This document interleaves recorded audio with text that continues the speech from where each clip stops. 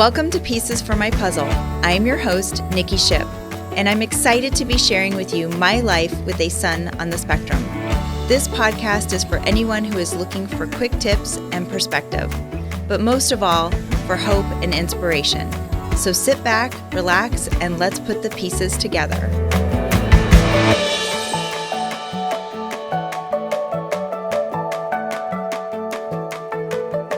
Hello, and welcome back to another episode of Pieces for My Puzzle. I am your puzzle master, Nikki.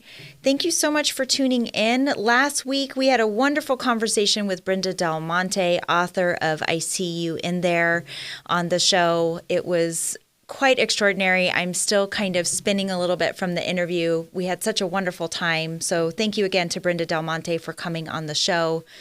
This week, we're going to talk about how to find the right HAB providers for you in your home. And so for those of you that do have special needs kiddos, you know that finding HAB providers sometimes can be a tough gig. And for those of you that aren't familiar and are just learning about this, HAB providers basically can help with lots of daily living in the home. They assist your child in activities. They work one-on-one with your child. They help with a variety of important skills to help improve behavior, and they can even help in areas of communication, socialization, gross and fine motor skills. And so a lot of times there's goals that are written that a HAB provider can do. But what's nice is it can all take place in home. So, and that's part of what's a little bit tricky about finding HAB providers. You have to find people that are also going to fit in your home and in your lifestyle because they're in your home. It's a little intrusive at first. When we first started getting services for Drayson, we had 20 hours a week of HAB providers in our home. So I had people in our house 20 hours a week. And that can feel a little intrusive. So you have to be open to making sure that it's a good fit for your home and to allow them to come into your home because they're going to spend hours there with you and your kiddos. At this point, what is safe to say is that you would have been approved already for services through DDD. So once you get approved for services from DDD, you can get awarded service hours for HAB or respite, sometimes for speech and OT, depending on what is formulated between you and your support coordinator. But once you get approved for those hours, what nobody told me that was really difficult was they said, great, you're approved for 20 hours a week. And I'm like, great. So when do I start meeting HAB providers? And they're like, oh, well, you have to find an agency. Nobody told me that I was going to have to find an agency to get these service hours. So once you acquire the service hours, now you have to go and find a service provider. So once you have a service provider, then you can contract with that service provider and with DDD and set up HAB providers in your home. So there are some extra steps to this that it becomes a little intimidating because you're like, great, I just went through this whole process to get all these hours. Now I have to find somebody and I don't even know the first thing about who to ask or what to do or how to find these people.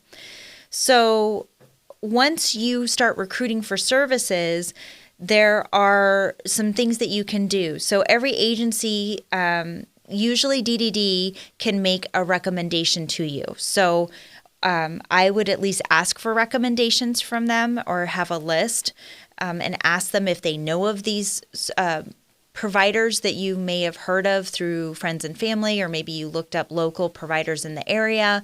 But you can always ask for recommendations from your support coordinator from DDD. Look at an agency that provides the services that you're looking for. Like I said, HAB and or respite. This episode is specifically about HAB providers, but respite kind of goes hand in hand, which is why I'm mentioning it. And you can interview. The first step is to interview the service provider. And there are some questions that you might want to ask first to your service provider to see if it's a right fit for your home. Usually they will do sometimes a tele appointment with you on Zoom to ask what you're looking for. Sometimes the visit might be in person. It's hard to say depending on the agency right now, just with COVID and a lot of the restrictions that have now occurred. But I'm going to read to you just a list of some of the questions that you can ask these service providers that might help you to make a decision if you're going to have services with them. So first is check their history. How long has the organization been servicing people with developmental disabilities? Is there any testimonies? What kind of information do they have listed on their website? Do they have any sort of references? If you wanted to maybe speak with one of the families, asking about the organization, is there a group or someplace where you can go to ask these families their experience with this agency? Ask about their level of training and find out if there's any required credentialing that they require for their employees to have, which is really important. So Drayson's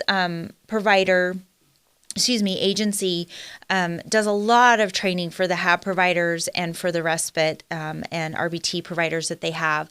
They do a lot of training. And so one of the things that was really appealing to me was that they were continually pouring into their providers, which is, I think, really, really important. And do they have experience with that type of training? Who's doing the training? What type of credentials do they have? All of those things are really important to ask and kind of look into. Sometimes you can check your local area. There might be a virtual expo or an expo of where you can go and find a bunch of agencies at one time if you're trying to gather more information. That's always super helpful. But those are some questions that you can ask. I did find from, I think it's Health Services in Texas, a really great PDF that has a list of questions that you can ask when you're looking for an agency or a provider.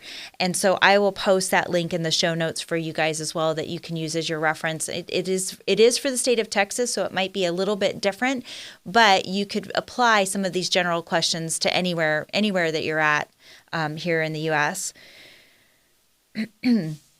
Some questions that you can ask HAB providers, and a lot of times what the agency will do will then set up an introductory meeting for you to meet the HAB provider and get to know them. And also that gives the HAB provider an opportunity to ask about your child, their likes and dislikes. And all of this is really beneficial because, again, they are going to be spending hours in your home. And that is important because they become almost like a part of the family. So it's really important that you ask some of these questions ahead of time. My husband and I have had to fire a couple HAB providers just because we just weren't in an alignment with what they felt our child needed and what we felt our child needed. And my biggest piece of advice to you is that you know your child best. So what you think is best for your child always comes first. It's okay to ask questions. It's okay to want to understand why they want to do certain goals or work on certain goals. But at the end of the day, you ultimately are the one that makes that decision. So questions to ask potential HAB providers is, how long have you been doing habilitation? Do you have transportation? Because that's really important. Do you prefer to be called by first name, or like we have some providers in our house that Drayson might call them, Miss Taylor or by another name, but do you want them to be addressed in a different way? That's always important to understand how they want to be referred to as. What age ranges have they worked with in the past? That is important. Drayson started habilitation services at the age of 3. And so I want to know, when a HAB provider comes into our home, what age range do they have experience with? Drayson is now 10. What I am looking for is for a long-term relationship with that HAB provider. I want somebody that's going to be able to also grow with Drayson. And so we've had HAB providers in our home that have been with us for 4 years, 4.5, almost 5 years. And that's really important. because that relationship and that consistency is also important for Drayson. So these are types of questions that you want to ask to make sure that you're vetting a HAB provider and to make sure that they're the right fit in your home. Other questions to ask them: how do you de-escalate a situation and what their schedule is, what their availability is? How do you handle cancellations? What's the best way to contact them? And then give them a chance to get to know your child a little bit, see how they interact, see how they engage with each other, especially if it's an introductory session. If at any point in time you feel that it's not a fit, this is something that you can tell the service provider. So if you feel that after a couple weeks it just doesn't feel like a really good fit, you can always contact the provider, not the HAB provider directly, but the agency that's providing the services, and let them know that you feel like this might not be a good fit and that you need to continue the search for another HAB provider. You do have that right as a parent to express that, and I think that that's one thing that we also need to be aware of, because a lot of times that you don't want to feel like you're stuck having to have that particular HAB provider come to your home if it's not a good fit. I would also ask questions like, how often are the goals reviewed? Usually goals have to be rewritten in the home. So how often are the goals going to be reviewed? And how does that also get communicated to DDD? Because DDD will also come in for regular checks as well. So in conjunction with just finding the right key players in your home, it's also keeping things organized so that you can make sure that that line of communication is happening between DDD, the agency providing the services, and your HAB and respite providers. So you can see why this becomes a little daunting for people, because you have to go, it's a web of navigation, if you will, trying to figure out how to find the right provider, and then also make sure that the hours are in check and that you're following all of the rules and regulations, and that your support coordinator is checking in, and it just gets really overwhelming. So the other question to really ask is, how does the agency handle behavioral plans? So there are things out there called BIPs, behavioral intervention plans. Sometimes you might have heard of it in the educational system. Agencies also use these as well.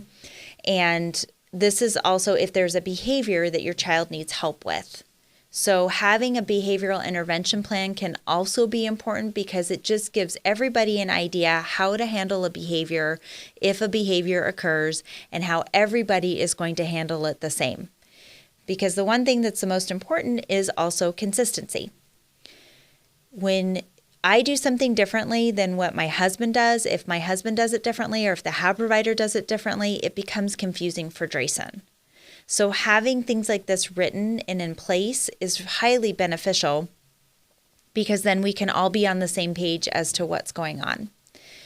There is a level of organization with this that is overwhelming for some people. I am very type A, so for me, it's perfect, because the more organized I say, the better that I feel.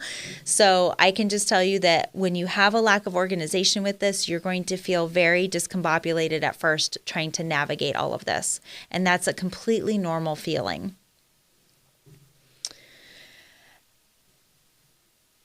Again, I will post some reference links for you in the show notes to help with some of the questions that you can ask, and also navigate through maybe vetting people for HAB and respite in your home. At the end of every episode, we like to do a story highlight for families celebrating their wins with a child on the spectrum. So if you have a story that you'd like for us to read, please email it over to us at info@piecesformypuzzle.com. I have a really particularly funny story today of Drayson where we celebrated a big win, but it was a little bit embarrassing for both of us. One of the things that we've been doing with Drayson is trying to teach him manners, saying please, saying thank you, just being polite. And also to say, excuse me, right? And he's a 10-year-old boy, so you can imagine that burping and farting and all of the bodily sounds that come along with that are really entertaining for boys around that age. So we've been trying to really encourage manners for Drayson. So I was in the grocery store with Drayson, and we were doing our typical shopping. Wasn't very busy. Came down one of the grocery aisles, and there was a few people down the grocery aisles. There had been every other aisle we had been down. There had been nobody else in the aisles. Nobody. Absolutely nobody. And this aisle, of course, there were, I think, like 2 people in the aisle. And Drayson just decided to go ahead and rip the loudest fart that I can imagine. If you can imagine a quiet grocery store, Drayson ripped the loudest fart ever in the grocery store. I whipped my head around, and he looked at me, and he kind of shrugged his shoulders, and he went, "Excuse me," and kind of giggled. It was the first time that Drayson looked a little embarrassed, which I had never really quite seen that facial expression on him. And also, he was using his manners. He said, "Excuse me." So I was like, and I was kind of taken aback. So as soon as I whipped my head around, he says, "Excuse me," I looked at the guy on the other side of me, because now I'm mortified. Here's my kid in the grocery aisle, and he's ripped this huge fart. And I'm like, "Hey, how's it going?" And I remember the guy looked at me, and I kind of started to laugh, and we looked at each other, and he said, "Well, he said, excuse me." I was, well, yeah, you're right. He did. So we kind of laughed it off, and he went on his way. And I remember thinking, though, that was a big moment of triumph for me, because he just said, "Excuse me," and he showed a little embarrassment. So I looked beyond what it really was and was just proud of the fact that he was able to be a little bit more expressive. So that's something that we've really noticed more of with Drayson every day, especially over these last couple months. More and more little things like that are starting to come out. And I'm so grateful for it, because this is what we've been working hard for. We've been working hard to get him to be able to interact and engage and giggle over silly little things like this. So it was a big win for me that day. So, but I guess the moral of the story is you can teach your kid manners, but that doesn't mean that they're still not going to rip a huge fart down the grocery store aisle. So if you have a story that you'd like to share with us, please email us at info@piecesformypuzzle.com. I look forward to reading all of them and then hopefully getting to feature one of your stories on an upcoming podcast. That concludes our episode for today. Thank you so much for tuning in. Please like and follow us on Facebook and Instagram if you haven't already, and feel free to subscribe to our YouTube channel at Pieces for My Puzzle. If you really like what you're hearing, also please feel free to give us a good rating on your preferred podcast platform of choice. And once again, we always appreciate your time. Thank you so much for tuning in. Have a wonderful day. And just remember, you don't have to have your puzzle solved all in a day. Take care.